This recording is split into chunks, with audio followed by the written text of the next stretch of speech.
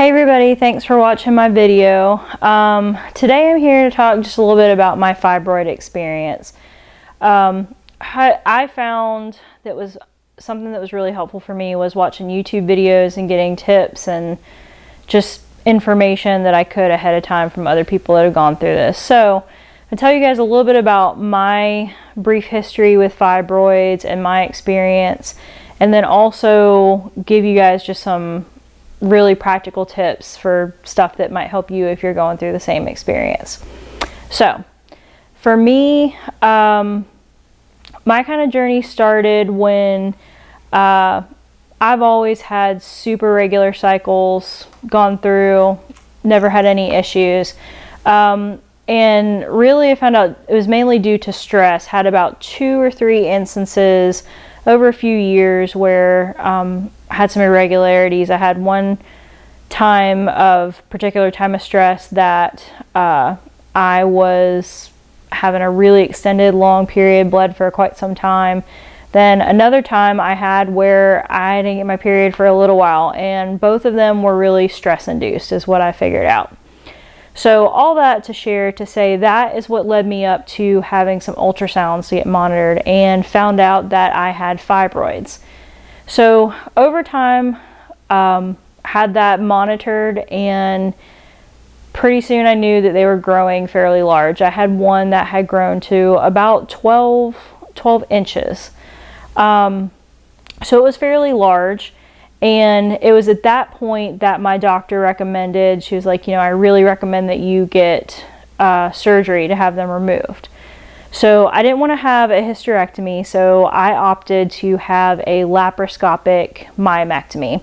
Well, actually, first I had to find out if I was going to be able to have it done via laparoscopy. So I had to have an MRI, and the MRI actually showed me that I had more fibroids than I originally thought I had. Still, the biggest one was about 12 inches, which is kind of somewhere between the size of basically like a grapefruit and a mango, I think. So it was fairly large, but I also found out that I had maybe about 4 to 5 more. So I had that set up. I had a laparoscopic myomectomy, and I actually ended up having 7 fibroids removed. While I was having that procedure done, they also found that I had endometriosis, which for me, luckily, they found that it was localized into one spot, and my surgery was successful. I had all 7 fibroids removed and the nodule of endometriosis that was there removed. Even though you can't really ever completely get rid of it, for the most part, I am in good shape. And right now I'm about 8 weeks or 2 months post-op, and I feel like I am finally pretty much right about back to normal. But I did want to make this video and share with you guys a little bit about what I went through, and hopefully so I can help someone else, because that's what helped me the most. So a little bit today, the main thing I want to talk about is things that helped me prepare and get ready before and after surgery. So things to do before you have surgery. Before I had surgery, I packed a hospital bag, even though they told me I would just be there for a day having it done laparoscopically. If you're not able to have it done laparoscopically, then you will stay if you're having that C-section cut. But luckily for me, I was having it laparoscopy, but you never know. I watched other videos and got that tip, so I packed a hospital bag just in case. You want to bring extra clothes, your daily medications you want to bring with you, chargers with long cords, because if you do have to stay, those hospital beds are far away, so you want to be able to plug in your phone. Having a pillow or a stuffed animal was probably the best tip I got. I will come back to that in a second, but is an absolute lifesaver. Having a nightgown. So I am someone like I'm typically a tank top and shorts type person to wear to bed, but having a nightgown where something that's not pressing on your stomach at all is very helpful also. So I went and purchased that ahead of time. Other things I got ahead of time were meds of maybe things that you just don't typically think of. So I got the tip that gas pains would be awful, and they were, let me tell you. So definitely recommend getting Gas X. I got some peppermint tea. Peppermint tea is supposed to help with gas and just overall, and it definitely did. I drank that a few times, probably a day. A heating pad. If you don't have a heating pad, get a heating pad. It is very necessary. Like I said, the gas pains were actually probably pretty much some of the worst pain that I had the entire time. My incisions really weren't as painful. They did give me pain meds, which I followed, and I stayed ahead of my pain, so maybe it was contributed to that also. But you know, I felt them and they hurt, but those gas pains were the absolute worst. The thing that I did not realize is where the gas pains would be. So I had heard this, oh, the gas pains are so awful, all this stuff. But what I didn't realize is that it would actually travels up your body. So the gas pains for me got up in my shoulder, which was extremely painful. Like I couldn't believe that was actually the worst pain, was just from gas. So I had heard that, but I was actually worried. I was like, you know, maybe did I don't know, do something to my shoulder? Did they move me a certain way during surgery and dislocate my shoulder or something? I called the doctor just to make sure, and they said, oh no, it's super common, it's from gas, just walk around a lot, get things moving, and you'll feel better. In the meantime, when those would come up, that heating pad helped tremendously. So Gas X, peppermint tea, and that heating pad will help a lot. Other things is you might want to think about purchasing or getting ahead of time is maybe some bigger clothes. I did get at least one pair of pants to wear home from the hospital that were maybe 2 or 3 sizes bigger than what I would normally wear, just so it would be very loose and not press on my stomach. Even for after, like well into after you're healing up, you might want to think about some dresses or just stuff that's light to go around your stomach. That'll be really good. Okay, so other things to expect. I would say that my surgeon was, you know, really ambitious. He said with the laparoscopy, after a week, you probably will be able to go back to work. I am very glad that I did the plan that I did. I was off of work. My recovery time was at least a week, but then I had planned to stay home and work. I had the ability to do that, so I did that for my second week and eased into it, and that made a big difference for me also. Another thing that underestimated a lot was brain fog and fatigue. It is serious. So up into multiple weeks after, I just really had to take time to feel like turning my brain back on. I don't know if that was for me. I ended up being under for I think about 3 hours. So, and that's probably the longest I personally have ever been under anesthesia. So I don't know if it just had to do with that, but they also say just in general, a surgery, it just takes a while, and you can underestimate really how fatigued you will be. So just don't plan too much after your surgery. Give yourself time to just really heal and ease back into things. So don't plan any major things, you know, for a good bit after your surgery. So things to expect, that was, like I said, multiple weeks after. For the first few days, you're definitely going to feel very foggy. They told me like mainly only 24 hours that I might need somebody there with me.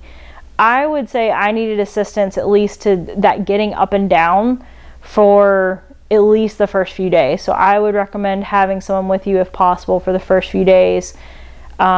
Create spaces that's easy for you to get up and down in. Low sitting areas are very difficult to get up from.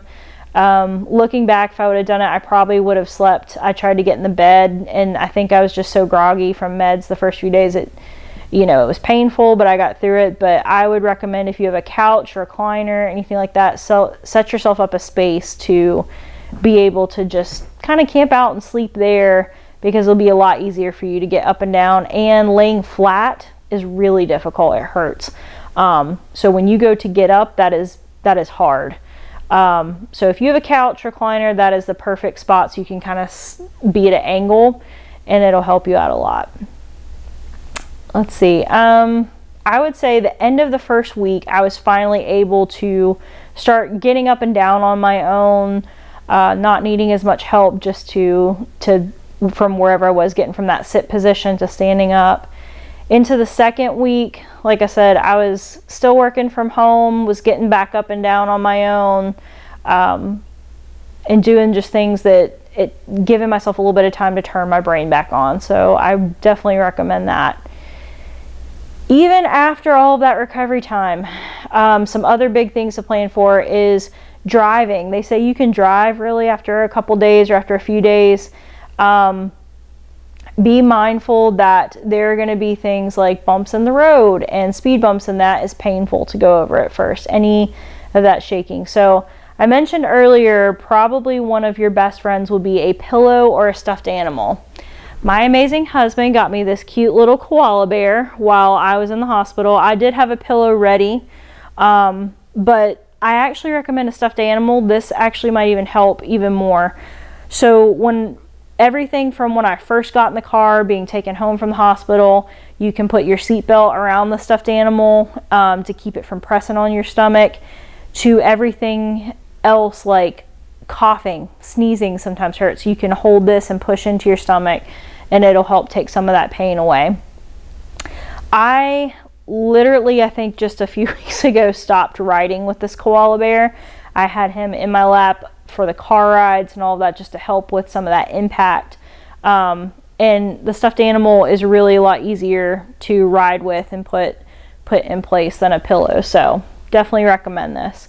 Other things is, I have cats, for instance. So if you have animals, this is another one I'd sleep, or when I was just sitting on the couch, I would just have him here holding it on my stomach. So it was right there if I needed to cough or sneeze or laugh or anything like that, but also to help guard my furry little babies from jumping on my lap.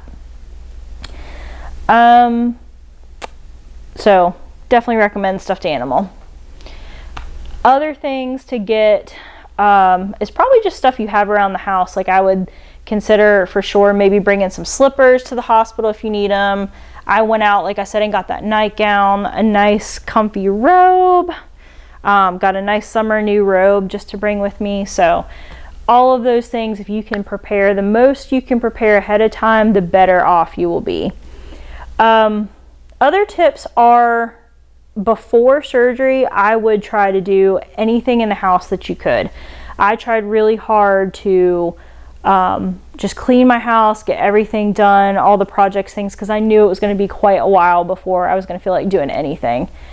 Other huge thing that was extremely helpful is I food prepped. I had frozen meals made. I made everything. I made a meatloaf and froze it. I had my crew of moms made food for me, so I just had all these frozen meals prepped, and that was huge and so helpful, because even if somebody was helping me, like my mom stayed with me for a little bit during those first few days, or if my husband just came home, all they had to do was pop it in the oven and it was already prepped and ready to go. So that is going to be a huge help too. Other things maybe is, when you get out of surgery, my surgeon had a great idea. I had my husband record what the surgeon was saying so I could hear it, because obviously I was groggy. So that's a really good thing too. Keep something with you to get, if you get documents in the hospital, you can bring all that home so you can have everything in one space and be able to find it easily. So that is probably, I think, all of my tips and tricks. I would say, like I said, I'm about 8 weeks out right now, and I'm just now probably feeling pretty much completely back to normal. The only things I'm still dealing with are maybe like my incisions are still a little dark and are continuing to heal, but they're getting better.